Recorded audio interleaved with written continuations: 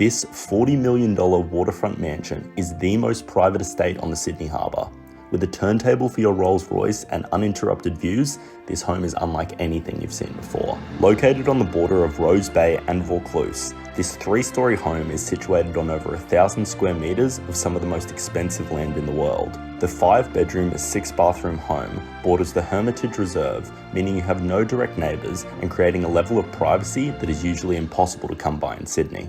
The home is graced with a host of contemporary luxuries, including dual kitchens, a guest quarters, a cinema, a gym, a sauna, and an 8-car underground garage complete with a turntable.